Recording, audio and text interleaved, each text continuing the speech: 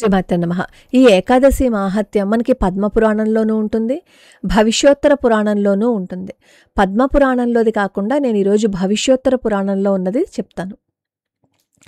శ్రీకృష్ణుని ద్వారా వర్ణితమైనటువంటి ఈ ఏకాదశి వ్రతాన్ని ఎవరైతే భక్తి శ్రద్ధలతో ఆచరిస్తారో లేదా ఆ మహిమను విధి నియమాలను శ్రవణం చేస్తారో ఈ జన్మలో సుఖాన్ని పొంది తదుపరి జన్మలో విష్ణులోకాన్ని చేరతారు అని శ్రీ సూతముని బ్రాహ్మణులతోటి ఋషులతోటి చెప్పారు.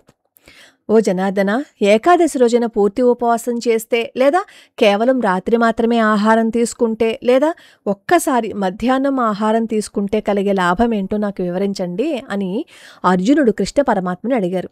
దానికి సమాధానంగా కృష్ణ పరమాత్మ చెప్తున్నారు, ఈ వ్రతాన్ని ఏకాదశి రోజున పొద్దున్నే చేపట్టాలి. ఉపవాస వ్రతాన్ని స్నానం చేసే సమయంలో ఓ అశ్వక్రాంతే, ఓ రథక్రాంతే, ఓ విష్ణుక్రాంతే, ఓ వసుంధరే, ఓ మృత్తికే, ఓ ధరణి, నేను పరమగతిని పొందే విధంగా నా పూర్వజన్మల పాపాలన్నింటినీ నశింపచేయని ప్రార్థిస్తూ స్నానం చేయాలి.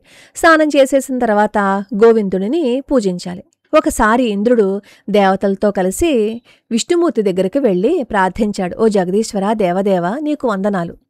నువ్వే మా అందరికీ ప్రభువువి, తల్లివి, తండ్రివి. నువ్వే అందర్నీ పుట్టించావు, నువ్వే అందర్నీ పోషిస్తున్నావు, నువ్వే అందర్నీ లయింపజేసుకుంటున్నావు. భూమికి ఆకాశానికి సమస్త సృష్టికి నువ్వే పరమ ఉపకారివి.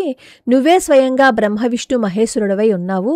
నువ్వే సమస్త యజ్ఞాలకి, తపస్సులకి, మంత్రాలకి, యజ్ఞకర్తలకి భోక్తవు.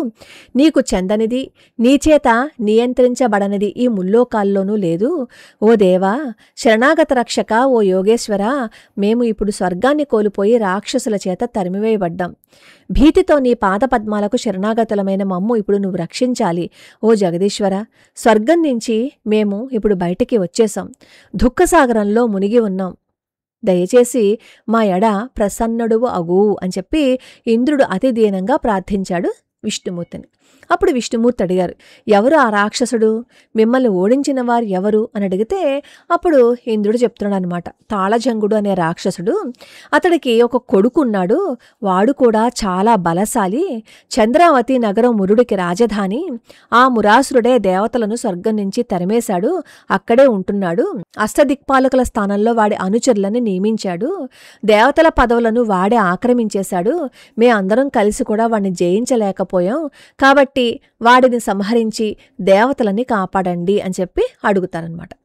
అప్పుడు విష్ణుమూర్తి చెప్తారు, నీకేం భయం లేదు, నేనున్నాను కదా, ఆ రాక్షసుణ్ణి వధిస్తాను.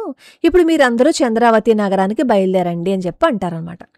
అప్పుడు దేవతలందరూ విష్ణు భగవానుడి నాయకత్వంలో చంద్రావతి నగరానికి బయలుదేరారు.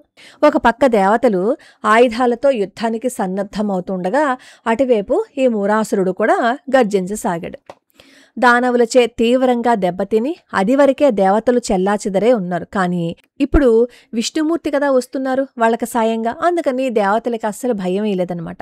అలా భయం వేయకుండా రాక్షసుల ముందు నిలబడితే ఈ రాక్షసులకి చాలా కోపం వచ్చింది.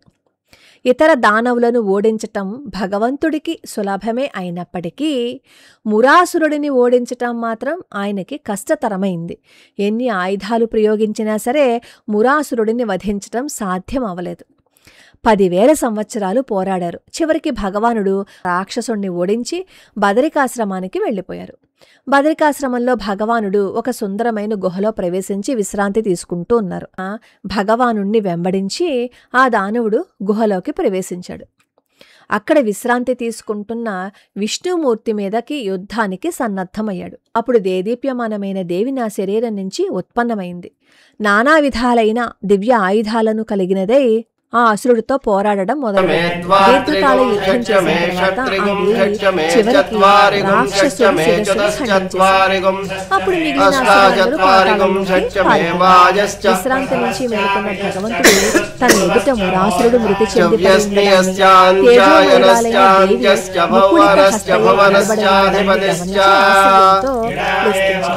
అప్పుడు ఆ కన్య చెప్తాను, దేవా, నేను నీ దేహం నుంచి ఉత్పన్నమై ఆ రాక్షసుని వధించాను.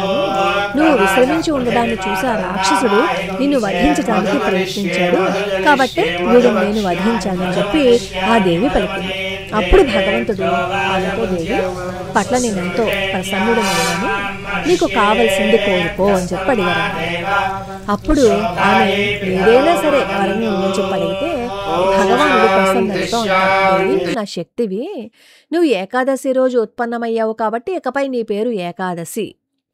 ఏకాదశి వ్రతాన్ని పాటించే ఎవ్వరైనా సరే సమస్త పాపదూరుడై నాశనం లేనట్టి స్వర్గ సౌఖ్యాలని పొందుతాడు అని చెప్పారు.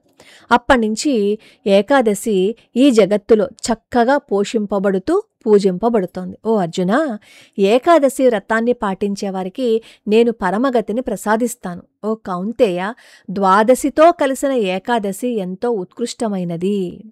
ఏకాదశి రోజు మనుజుడు మైథున భోగాన్ని త్యజించాలి. ధాన్యాన్ని, తేనెను, భోజనాన్ని విడిచిపెట్టాలి. నూనె రాసుకోకూడదు. ఈ ఏకాదశిని పాటించి దీని మాహాత్యాన్ని వింటే మరిన్ని ఉత్తమమైన ఫలితాలని పొందుతాడు అని చెప్పి కృష్ణ పరమాత్మ అర్జునుడితోటి చెప్పారనమాట. ఇది ఈ ఏకాదశి వ్రత మాహాత్యం. ఏకాదశిని ఉండలేని వారి కోసమే ఈ వ్రత కథని విన్నా సరే ఫలితం ఉంటుందని ముందే కృష్ణ పరమాత్మ చెప్పేశారు.